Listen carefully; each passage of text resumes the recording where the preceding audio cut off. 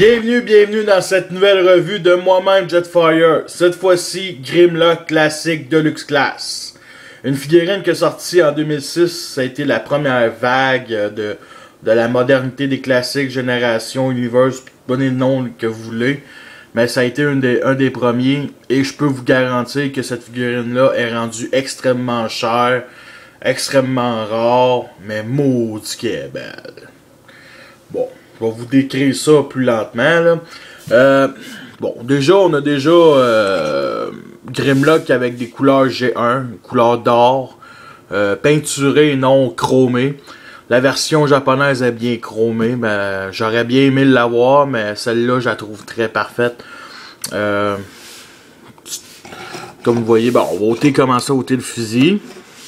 Bon, des petites pièces dorées ici, comme ça, juste sur le dos. Comme ci, comme ça, des pièces sur la queue, des pièces de même, c'est des motifs, je dirais un peu à la cybertronien, surtout ici, je trouve, ça me fait penser à ça. Bon, le cou, bien entendu, Grimlock a toujours le cou doré, mais celle-là fait pas exception. Moi, ce que j'adore de cette figurine-là, c'est que le Grimlock Masterpiece, ou toutes les autres sortes de Grimlock, ben, surtout le Masterpiece puis G1, il montre qu'il y a toujours une grosse bédaine. Il y a toujours une grosse bédaine, il est enceinte, je sais pas, là. Il attend un petit dinobo, ou je sais pas trop, là.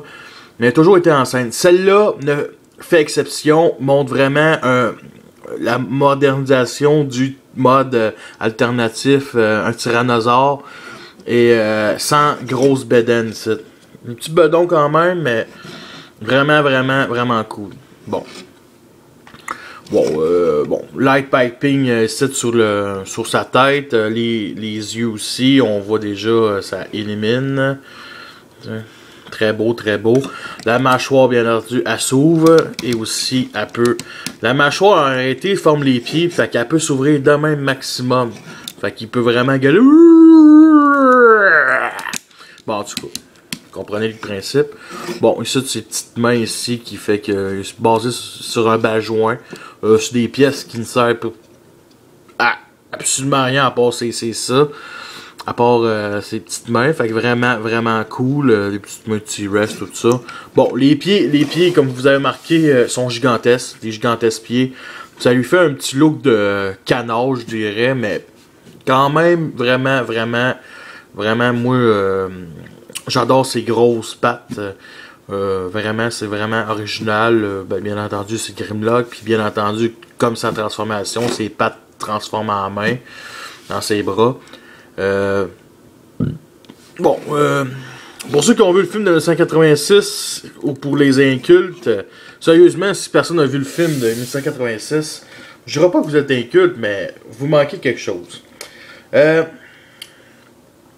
réponse, est-ce qu'on peut mettre Willy de même, comme dans le film? La réponse est oui, mais il y a de la misère, tu sais, un peu, là, tu sais, ça a de la misère à entrer ou à s'installer dessus, là, comme ça, à peu près. Bon, c'est un peu laid, là, mais les gens comprennent un peu. Peut-être juste le mettre à côté de même.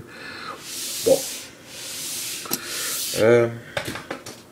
Bon, les autres descriptions, ici le signe Autobot, ici comme dans les nouveaux Transformers Génération, je pense qu'ils font plus vraiment ça, mais il y a un collant, puis il faut qu'on, au touchage de la chaleur, comme ça, le signe Autobot ou Decepticon apparaît.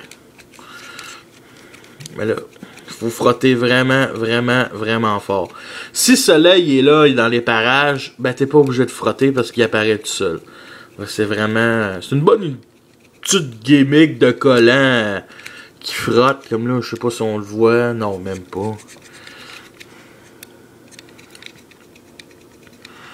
En tout cas, il faut frotter, là. Voyons. Et ça paraît un petit peu, mais bon.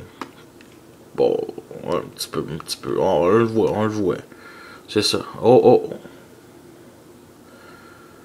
Ah, on le voit apparaître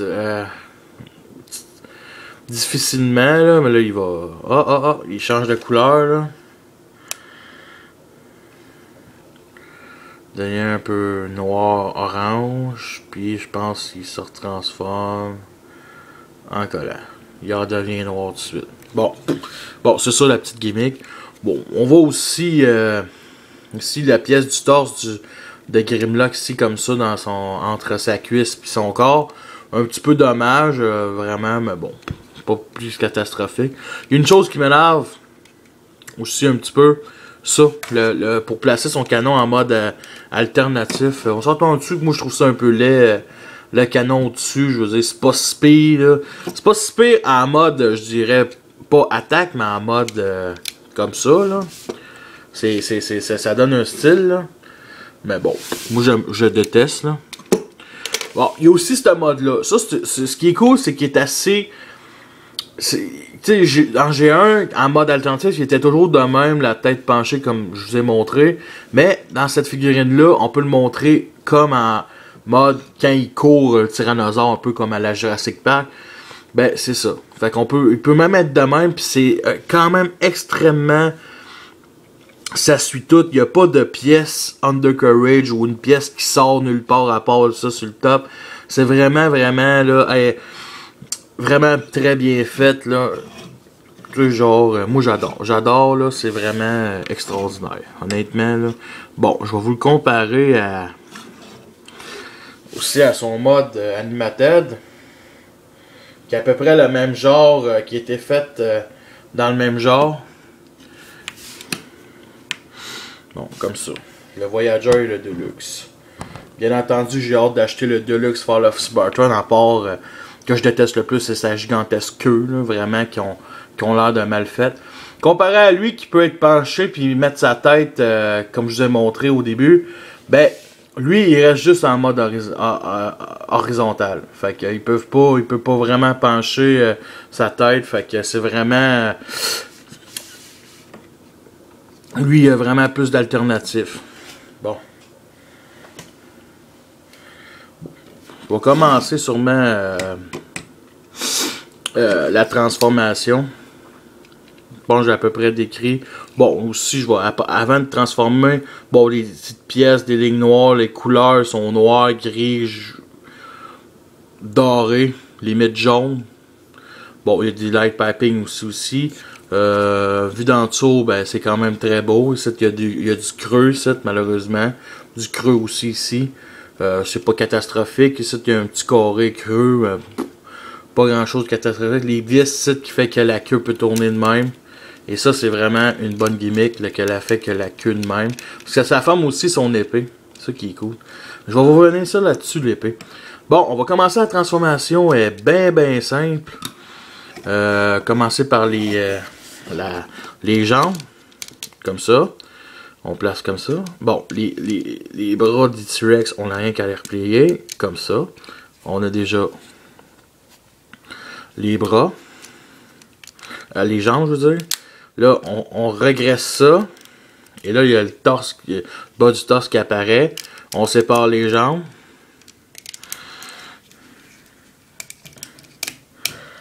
Comme ça.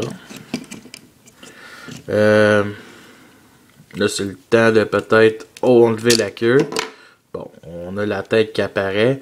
Bon, on tourne la tête comme ça, 90 degrés.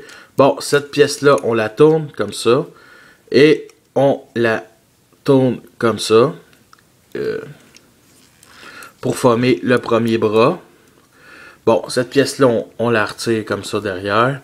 Bon, comme ça. Et cette pièce-là, on la ramène. Et celle-là, on la met comme ça. C'est à peu près ça. Les bras, ben, c'est simple. On les replace la pièce comme ça. Pour qu'ils soient derrière. Même chose de l'autre bord. Comme ça. Bon.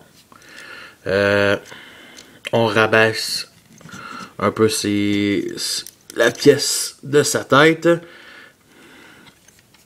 On ramène ça. Ici, on écarte ça ici. Pour qu'on libère le bas du torse. Bon, à peu près comme ça. Et cette pièce-là, on la rabatte derrière. Et nous avons notre Grimlock classique. Bon. Son épée. Ça, c'est son épée. On peut aussi la mettre derrière comme ça. pour que ça continue à former la pièce du robot. Puis le canon, on peut le mettre comme ça ici. Fait qu'en plus, on a 2 places pour transporter les 2 armes derrière. Ce qui manque vraiment à Universe Classic, là. Classic, on a réussi à faire ça. Toujours une petite pièce pour qu'on mette l'arme. Un peu aussi comme Mirage, ou qu'une place derrière qu'on peut mettre son arme. Ça, c'est vraiment génial. Ça aussi, c'est génial. Une place pour mettre ça. Ça peut aussi former un genre de jetpack, ça. Le fusil, ça forme son épée. Ça forme un certain backpack. Mais si on est écœuré, ben on n'a rien qu'à faire ça. Et on peut considérer que le backpack il est pas si pire là, comparé pour la figurine. Là. Mais bon, vous comprenez. Bon, l'épée, on n'a rien qu'à la mettre sur comme ça. Et le gun comme ça. Et nous avons notre classique. Est-ce que ça ressemble à G1? La réponse est plus ou moins, ok? La version Animated, que je vais vous faire comparer ici, elle ressemble beaucoup plus à G1. Le torse, la tête, les petites ailes derrière, lui, il respecte beaucoup plus G1. Celui-là est plus une figurine qui a été faite basée sur un artwork ou sur une bande dessinée que j'ai pas encore vue. Ben, il y a eu une bande dessinée des classiques, là. Mais ça, c'est vraiment inspiré, vraiment, ils l'auront refait au goût du jour. Vraiment, vraiment, à part bien entendu les pieds qui forment les mains, ça c'est vraiment ce que Grimlock doit vraiment être, là. La face, bien entendu, c'est la face de Grimlock, là. Je vais vous montrer en détail. Très belle face. Light piping rouge clair, on voit ici. Même chose sur le torse, un rond rouge. Que j'ai jamais compris où est-ce que ça venait. Mais semble que ça aurait été cool d'avoir un petit signe Autobot dessus. Ou un petit signe, le signe des Dinobos, là. Ça aurait été pas si pire. Le torse ici, quand même très belle couleur. Ça, d'après moi, c'est vraiment le torse de Grimlock. Le bas du torse, une fourche argentée, gris, peinturée. Ici, des petites lignes rouges, un petit carré rouge. D'après moi, Grimlock, il est contre la hausse des frais de scolarité. Mais bon, en tout cas. Les pieds ici, qui est quand même une très belle idée de former. Ça rend agressif, Grimlock, le fait que la tête du tyrannosaure forme ses pieds, ça fait quelque chose de... J'adore ça. Bien entendu, si on voit son cou séparé en deux. J'aime bien aussi ici les genres de petites dents qui étaient au-dessus des pièces qui sont juste sur son dos, qui se clipsent en deux, puis qui a l'air un peu comme sale. Tu sais, c'est fait de même, là, mais qui a l'air un peu comme magané. Aussi, un petit point négatif, c'est pas catastrophique les vis. Je sais pas si je l'ai bien transformé. Ouais, je l'ai bien transformé, c'est ça, des Grimlock, sacrément. Bon, il faut juste qu'il clipse comme ça, là. Juste des vis qui paraissent trop, m'énervent. Le creux, ici, un petit creux. Vraiment, il aurait dû le remplir, même si c'est ça qui forme le derrière du pied du tyrannosaure. On le voit, ça aurait été cool de rajouter de quoi. Aussi, bon, le torse gris avec une pièce rouge. Ici, vu de derrière, bien entendu, les pattes ici, ici qui est quand même creux, les mains du tyrannosaure, les places pour mettre les armes, ici le torse ici qui aurait peut-être... Non, c'est quand même correct, là, ça n'empêche pas de mettre les armes, ça qui est cool. Vraiment, aucun vraiment gros point négatif, puis je vais décrire aussi l'arme. L'arme, si vous aimez pas l'épée ici, parce qu'il faut l'avouer, c'est plus une masque qu'une épée, parce que Grimlock a un fusil et une épée. Ben, il y a un canon épée ici. Le canon qui est bien ordinaire, je le trouve ordinaire, mais ici, il y a l'épée. Fait que, bien entendu, il tire. Il tire quand même bien. C'est vraiment cool. J'ai eu la chance de retrouver le missile enfin. Vraiment, moi j'adore. J'adore vraiment ce nouveau look classique. Je trouve pas que vaut la peine d'acheter le classique, le Masterpiece ou du G1. Mais le nouveau Fall of Cybertron, je vais l'acheter, ça c'est certain. Surtout qu'il y a un bouclier, une belle épée à énergon. Bon, c'est comme je disais ici, t'aimes ou t'aimes pas. C'est ça l'épée, une autre sorte d'épée. Puis si on l'aime pas, ben on n'a rien qu'à la mettre ici derrière, puis ça forme quand même une pièce du robot. Fait que c'est à peu près ça, je dirais. Est-ce que ça vaut la peine de l'acheter? Au prix où il est rendu, je pense pas. Ok, sérieusement, laissez-le aux personnes qui ont bien de l'argent, puis achetez-vous le Fall of Cybertron ou le Masterpiece, parce que celle-là, faut vraiment. Moi, je suis content. Une couple de Québécois le long. On l'a tout pogné en magasin. Je pense pas qu'une couple de fans qui sont arrivés après les films, ils ont eu la chance de se le pogner. Honnêtement, si vous avez la chance de vous le pogner, ben, prenez-le. Il est quand même très cher. Je me souviens plus c'est quoi les prix, mais c'est quelque chose. Moi, si je le vends, je sais pas, moi, 150$ minimum. C'est chiant, mais c'est de même le prix. En tout cas, je pense que les gens comprennent. Très belle figurine. Il en vaut quand même la peine, mais bon, c'est une figurine assez libre de la version G1. Moi, je la mets dans mon étagère G1, puis elle va toujours rester là. Puis c'est ça. C'est à peu près ça, là. Fait que sur ça, je vous remercie, à la prochaine. La prochaine va sûrement être Mirage Classique, un autre bon vieux classique de la première vague. Et je vous remercie.